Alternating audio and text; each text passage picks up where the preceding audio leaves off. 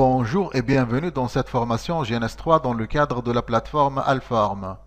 Aujourd'hui, nous allons voir comment connecter une topologie GNS3 au réseau physique Wi-Fi sous Windows. Passons au plan. Donc tout d'abord, nous allons introduire l'élément NIO Cloud et Host. Ensuite, nous allons montrer comment connecter une topologie GNS3 au réseau physique Wi-Fi sous Windows. La connexion de GNS3 avec le monde extérieur se fait à l'aide de NIO Cloud et Host. Les deux éléments sont identiques de point de vue configuration. Cependant, et par convention, NIO Cloud est utilisé pour connecter GNS3 à une carte réseau physique ou encore de bouclage. Cependant, Host est utilisé pour connecter GNS3 à une machine physique ou virtuelle telle qu'une machine VMware, VirtualBox, Hyper-V ou encore un switch virtuel. Pour connecter un réseau GNS3 au réseau physique Wi-Fi sous Windows, il va falloir créer une carte de réseau de bouclage. Par la suite, il faut partager la carte Wi-Fi avec cette carte réseau de bouclage. Pour que les autres puissent se connecter à Internet, il est impératif par la suite de configurer NAT ou encore Network Access Translation au niveau du routeur qui lie les hôtes du LAN à Internet via le réseau Wi-Fi. Passons à la démonstration. Nous allons tout d'abord créer une carte de bouclage. C'est à travers la commande HDWWIZ.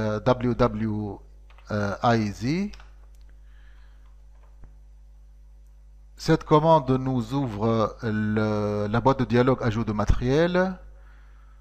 Nous allons choisir la deuxième option, cliquer suivant, par la suite carte réseau. Nous choisissons Microsoft au niveau du panneau droit et par la suite nous choisissons Microsoft Loopback Adapter au niveau du panneau gauche. Cliquons suivant.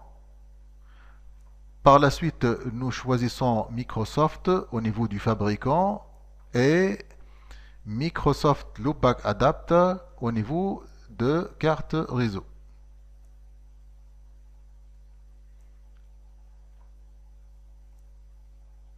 Nous cliquons suivant et terminé.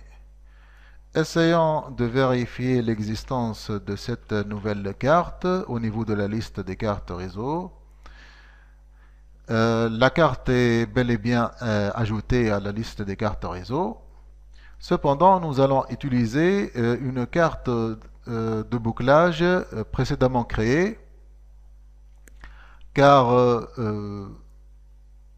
il est impératif de redémarrer la machine physique avant de lancer la configuration de GNS3. Autrement, il sera impossible de connecter la topologie GNS3 au réseau Wi-Fi. Une fois que cette carte de bouclage est prête, nous allons partager la carte Wi-Fi avec cette première. Pour cela, nous cliquons droit souris sur la carte Wi-Fi, par la suite Propriétés.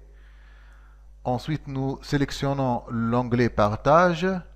Nous cochons Autoriser d'autres utilisateurs du réseau à se connecter via connexion Internet de cet ordinateur. Et nous choisissons ou encore nous tapons GNS3 qui est le nom de la carte de bouclage. Nous cliquons OK et nous allons maintenant vers notre univers. Au niveau du GNS3, nous ajoutons un routeur,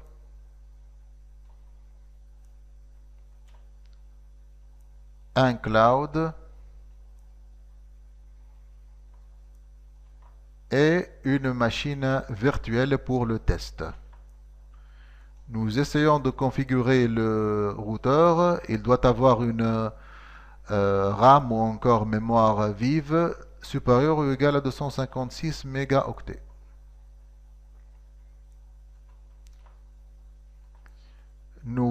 essayons par la suite de connecter le routeur à l'ordinateur virtuel, au virtual PC et au cloud. Mais avant de le connecter au cloud, nous devons configurer ce cloud pour utiliser la carte de bouclage GNS3. Cliquons Ajouter et puis Apply et OK.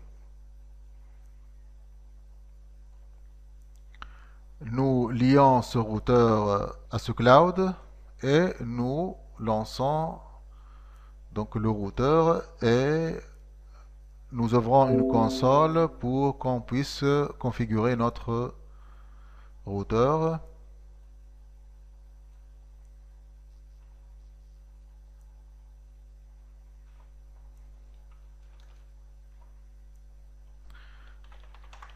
Entrons au niveau de la configuration globale et puis au niveau de la Fast Ethernet 0/1. Une fois c'est fait,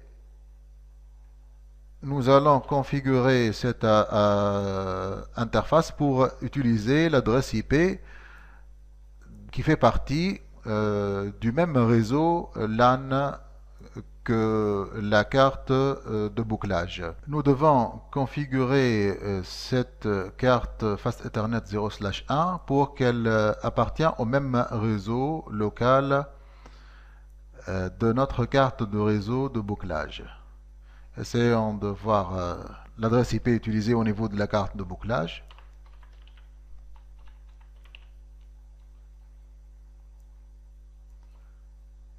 Donc la carte de réseau de bouclage utilise déjà l'adresse IP 192.168.137.1 puisqu'elle partage la connexion avec la carte réseau Wi-Fi. Donc mettons ici IP address. L'adresse sera alors 192.168.137.2 par exemple, avec un masque de classe C. No shutdown, donc no shutdown pour activer cette interface. Et par la suite, nous devons configurer cette interface pour qu'elle joue le rôle de NAT outside. C'est à travers donc la commande IP NAT outside.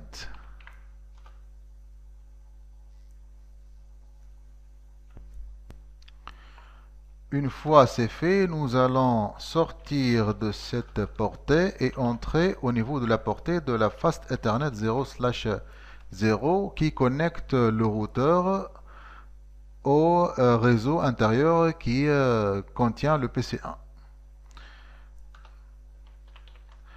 Ce réseau sera configuré pour utiliser le réseau 10. Donc IP address 10.0.0.1 et c'est une adresse de classe A. No shutdown pour activer l'interface. Ensuite, nous devons configurer cette interface comme NAT inside. Cela s'effectue à travers la commande IP NAT inside.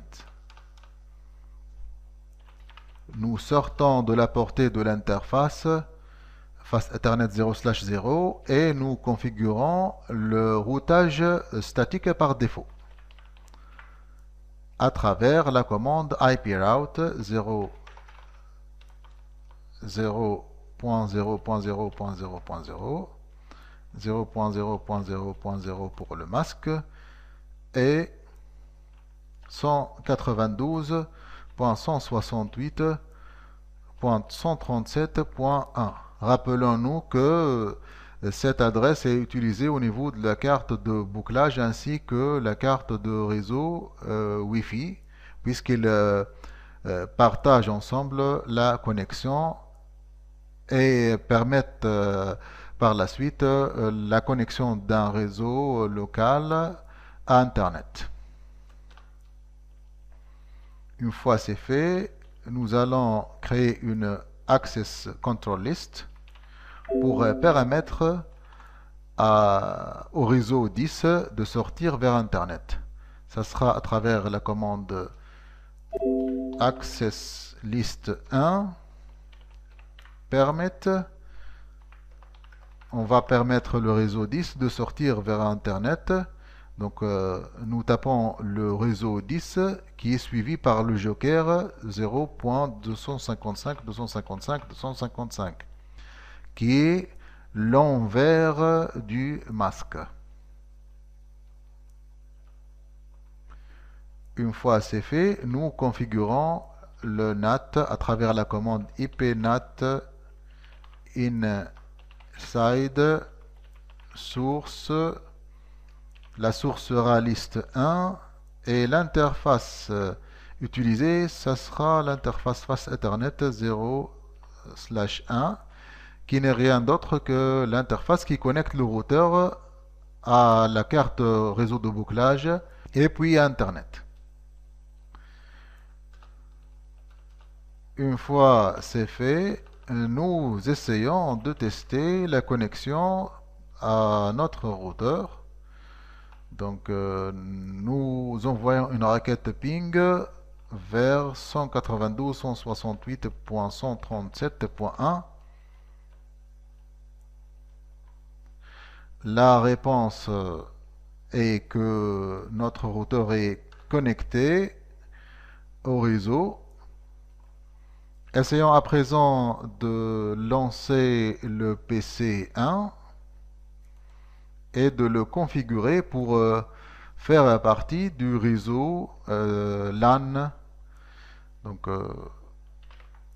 nous allons affecter l'adresse IP 10.0.0.2 avec un /8 puisque l'adresse 10.0.0.2 fait partie de la classe A. Ensuite, nous allons indiquer la passerelle par défaut qui n'est rien d'autre que l'adresse de Fast Ethernet 0/0 du routeur R1.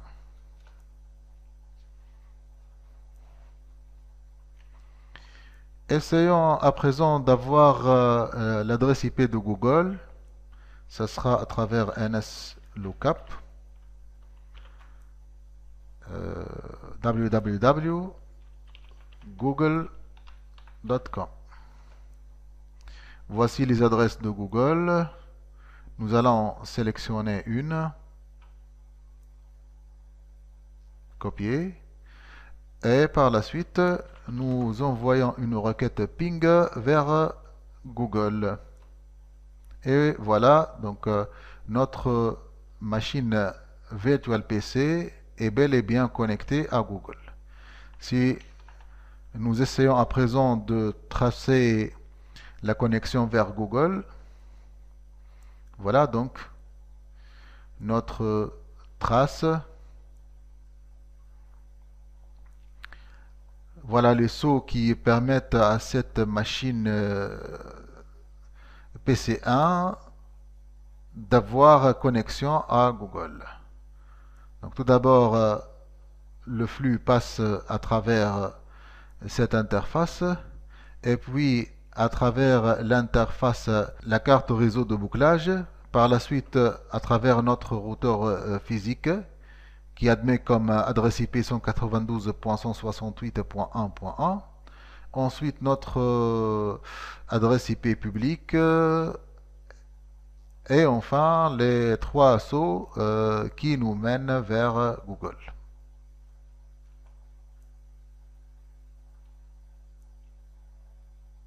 Ce que nous avons couvert au niveau de cette vidéo, c'est tout d'abord l'introduction de l'élément NIO Cloud et Host.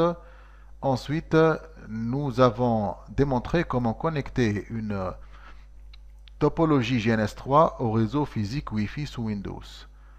Au revoir et à la prochaine vidéo.